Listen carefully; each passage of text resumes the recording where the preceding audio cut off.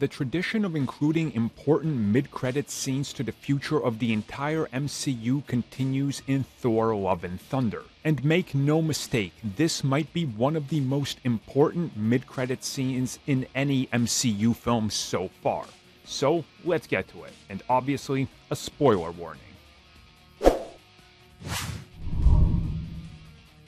Even though Marvel Studios themselves has not confirmed it, the mid-credit scene of this film guarantees Thor 5 is happening, because there is no way they are going to leave everybody hanging on this one.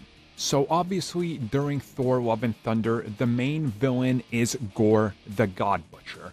But since he is very powerful and literally just about unstoppable by a few gods, our heroes need help.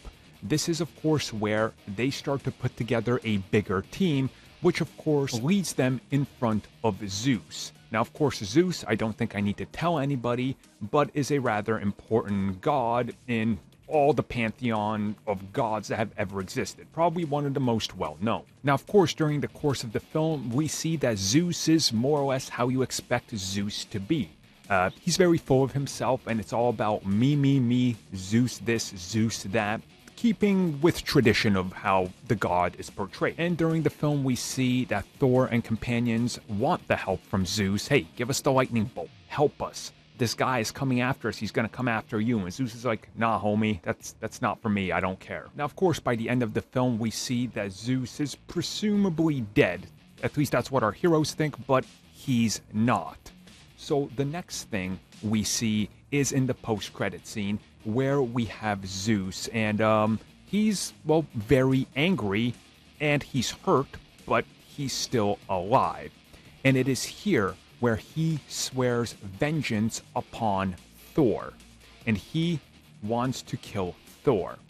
This is where he summons his son, this being Hercules, who is played by Brett Goldstein, or maybe it's Brett Goldstein, I'm not really sure. Either way though, Hercules is officially in the MCU, and he has promised his father that he will seek vengeance and end Thor's life.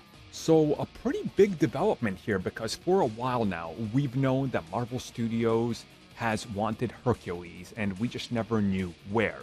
It was rumored that he was supposed to be in this film a little earlier, but then that he was cut and they were going to save him. And obviously now we know exactly what the plans are. So come Thor 5, we are going to see God versus God. We are going to be seeing the Asgardians versus Greek gods, Olympians, who knows who else could be added to this fray. And honestly, it's about time we got Herc in the MCU. He's one of those very unique characters, in my opinion.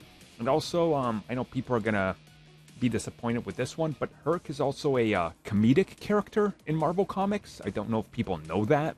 And just with a quick Google search, you can tell that that's sort of what they're gonna go for, because they got an actor who, well, can do comedic things.